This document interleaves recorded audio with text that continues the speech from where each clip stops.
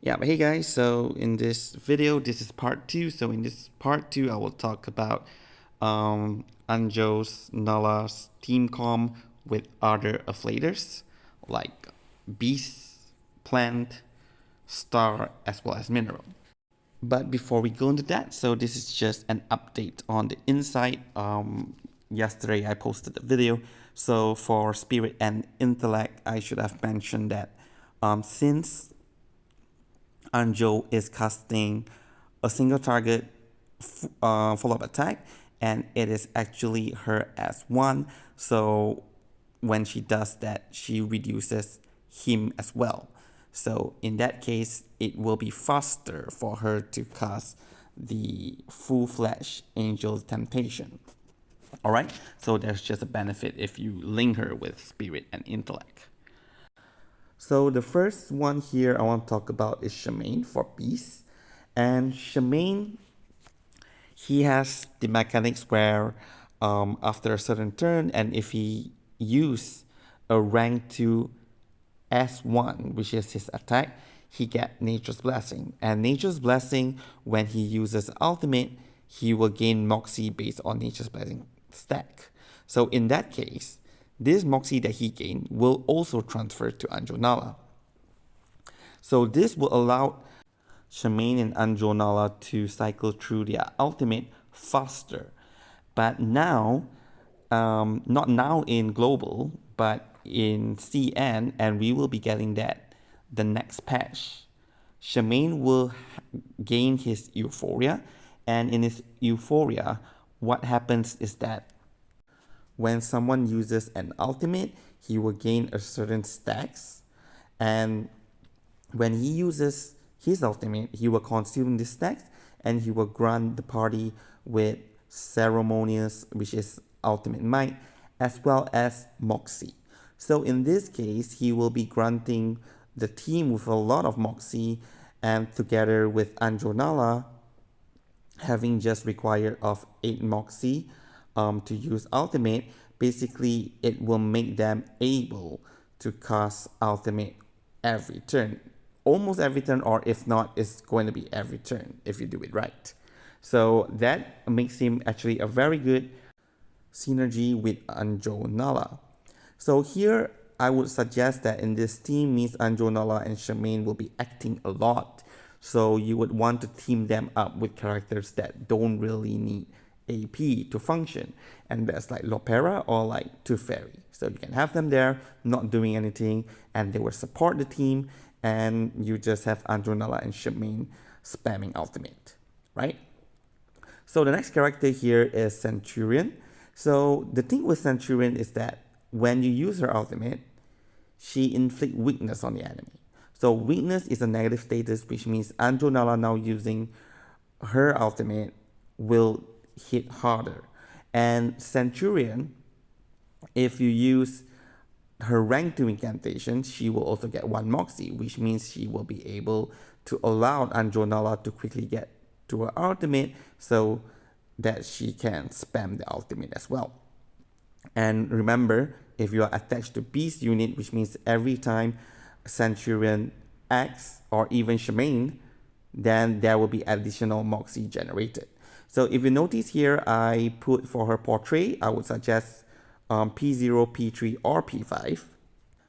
That's because at P3 for Beast, right? If she contract to a Beast unit, every time the Beast unit act, she get 2 Moxie, which makes them cycle through their ultimate even faster. And P5, obviously, since they are using ultimate, P5 will boost Anjo Nala ultimate and make her hit even harder. But anyway, at the moment, while there is some form of synergy with Centurion, this older unit are kind of like lacking in damage, so probably it's not the first priority that you want to link with.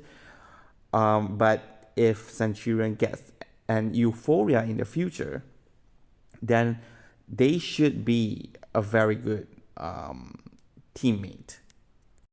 And here we have Jay. Okay, Jay, actually Jay doesn't really need to use his ultimate that often because most of its damage comes from his repose, and that is an incantation. So using his ultimate more often doesn't really do that much. But here actually the thing that I want to highlight is that Anjo really cripples the enemy. She has debuff that reduces their damage and reduces their attacks. So that really helps Jay in terms of survivability. And Jay having inflicting negative status, which is burn, that is not like in the collection of debuff for Anjo, burn is not there. So which means Jay can help Anjo Nala to hit slightly even harder. But still, here I'm considering Jay as the main damage dealer and Anjo is more of supporting him. So here you don't need a P3 as I mentioned for Centurion. So it's either P0 or P5. And I suggested here is News Babble for even more sustain. And due to Anjo doing attacks, and then you have Jay doing a lot of follow-up attack, and Babel's doing follow-up attack, you can have Flutter Page, and Flutter Page will be able to give the team a lot of support in terms of follow-up attack. Just do remember that when Anjo Nala used her ultimate, the following two ultimates that she casts at the beginning of the turn, which is Joe casting ultimate and then Anjo Nala casting ultimate, they are considered as follow-up attack. So Flutter Page buff will work on those ultimates. And next here I have is Melania. So Melania here is not really the DPS, right? Anjo Nala will be the DPS. The thing is that what I have in mind in this team is Melania has the function to steal Moxie from the enemy. So if the Moxie now have an ultimate and you steal the Moxie, the ultimate will not be able to trigger. So you kind of like waste one AP or one action from the enemy and basically kind of like disable them for that turn. So together with Anjo Nala that cripples the enemy as well as inflicting Captivated, which prevents them from acting. So there is some form of synergy here in the sense that they are a good team to disable the enemy. And here probably I can even suggest maybe like if you put Medicine Pocket, because Medicine Pocket ultimate has Daze. So together, one stunning the enemy, one preventing them from using ultimate by stealing the Moxie, and one just stop them from attacking. So that can be quite fun of a team to play with. I'm not saying that they are the meta team, but they are probably pretty fun to play with. So that's something that I want to test out as well.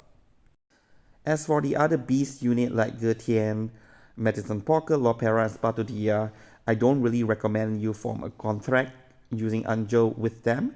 Like Gertien, Reality Defense down doesn't really work for Anjo, so you probably don't want to put him in the team with Anjo Nala unless your main DPS is the one that deals relative damage and you want Gertien to support it, perhaps. Then Medicine Pocket as a healer, there's no need to link to him.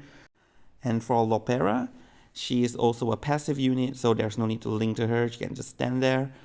As for Spatudia, yes, you can link to her, and every time you use ultimate, then Spatudia will use her ultimate as well. So it is definitely workable, but I don't see there's any specific synergy. Like there are certain things in Spatudia's kit that will help Anjo Nala out, and there are specific things in Anjo Nala's kit that will actually help Spatudia out. So which is why I'm putting her in this list. But if you want to go ahead and link to her, yes, it will still work, no issue.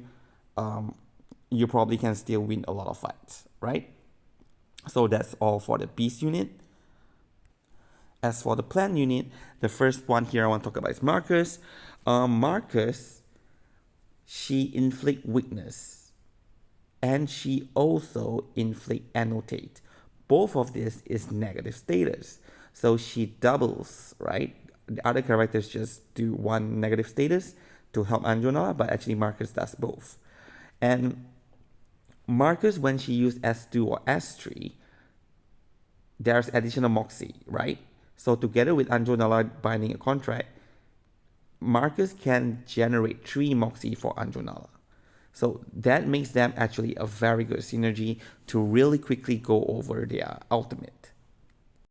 But while it is good, there's still a negative side for Marcus is that her team is quite fixed.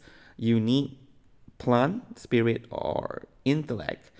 But basically, Anjo is a beast unit. So the next two teammate has to be a plant or a spirit or intellect. So here I'm suggesting Argus, as Argus has another negative status on the enemy. So there's like three now, from two from Marcus and one from Anjonala, to fuel Anjo's ultimate. Apart from that, of course, the fourth teammate can be Villa, and I'm still not sure if you should link to Marcus or should link to Anjo. I do have a feeling that Anjo might do a little bit more damage than Marcus. I'm really not sure, right? So this is something that you guys can check it out and decide if it is better to use Villa's buff on Marcus or on Anjonala. Okay, the next one here is Argus herself. So Argus rank 2 Gravedigger can grant additional Moxie, so which means, yes, again, cycle through the ultimate faster, but can be difficult getting high rank incantation without Mercuria. So if you have like Anjonala and Argus and both of them is attacking very often and everything, which means all your incantation will probably be rank 1. So if they are rank 1, then you won't be getting a lot of high rank Gravedigger because you need at least a total rank of 5 to get rank 2 Gravedigger. So here I'm suggesting to party with Mercuria, but the problem is now when Mercuria is in the party, I would rather link myself to Mercuria and do more follow-up attack rather than focusing on ultimate, which maybe doesn't do as much damage as the follow-up attack build. But that is something that we will find out once Anjonala reach the global version. So for this other plant unit like Lee, Druvis, Kakania, Sotheby, Villa, and Willow, I don't really recommend to bind the contract with them. And Willow also is very niche into the poison team, and she doesn't need Anjonala to function, right? So that's it for the plant team. Now moving on to the next afflatus, Star. And Star team is that when they act, Anjonala will do a mass attack Angel Temptation. And yes, that's AoE, and it only triggered twice, as mentioned in the video yesterday. But here I have Lilya. So Anjo will be bind to Lilya, and of course you will be attacking very often with Lilya, and with Euphoria, Lilya will be doing follow-up attack on all of her incantation. So in that case, this team will really rely on follow-up attack. So bring Flutterpage, bring Fatutu in, because these are currently the two units that give direct support to follow-up attack. Fatutu mostly as a supporter, Flutterpage mostly as the support unit in terms of buff, and Fatutu is mostly as a healer tank, where she dilute the damage from the enemy by spreading it all out to the whole party. And the second unit here is 37. And since Anjonala does a lot of follow-up attack, all of that will fuel Eureka's 37's Eureka. And when 37 acts, then Anjonala do a follow-up attack. So means that 37 will be able to get Eureka really quickly in order to trigger her mass attack. And do note that, as I mentioned, if you use Anjonala's ultimate, she's in channeling, the next turn, start of the turn, she attacks, trigger all the ultimates, those are follow-up attack. So those will also increase 37's Eureka. And these are some other star team that I don't really recommend to bind with Anjonala. Most of them either have their own set of team, like Baccarola has her whatever team, there's no need to bring Anjonala into her team. Teferi, Voyager, Ezra are more of a support unit, including Flutterpage, so there's no need to directly link with them. As for Regulus, her kit is a bit old now. She's spamming a lot of attacks, so Again, you can do it, but there is no special synergy between them. It is just they are kit, right? But it doesn't mean they doesn't work. They can work. Winsong as well. If you go for the okay, if you go for the long cycle, like wait 30 turns and unleash everything, there is probably not much need of Anjo. You can use like the other character that we are using, and we know that CN in a lot showcase, Flutterpage will be one of the main units as well to work with Winsong. And for short cycle Winsong, you'll be moving incantation a lot, so you're not attacking that often, and Anjo will also not be doing that much follow-up attack. So yeah, probably not so ideal to link with these characters. And the last and not least, Beast unit. So the first here I have is Eternity. And Eternity inflict nasty wound on the enemy, and that's also a negative status. But on top of that, actually when you use Anjo's ultimate, she will reduce the HP of the character that she is in contract with by 50%. So if it's with Eternity, it doesn't really matter, right? Because Eternity now do strive as her HP reduces. So probably cutting out her HP by 50% is not such of a big deal. So Eternity, and here I recommend Semmelweis and Fatutu for even more support on follow-up attack. So the second unit here is Jionyangzi, and for Jionyangzi, both of them do a lot of follow-up attack, and since they are doing that much follow-up attack, again, Flutterpage or Fatutu. As for Semmelweis, the reason is quite similar to Eternity. The damage reduction from Anjo will probably doesn't matter so much. And the thing with Semmelweis is that you want to keep her array on, and it is quite taxing that you need at least one or two AP slot in order to sustain her ultimate. But now if she's bind to Anjo, basically both character total you need 8. So it does discount it a little bit, right? And here, of course, I will recommend to bring in Fatutu or even Eternity.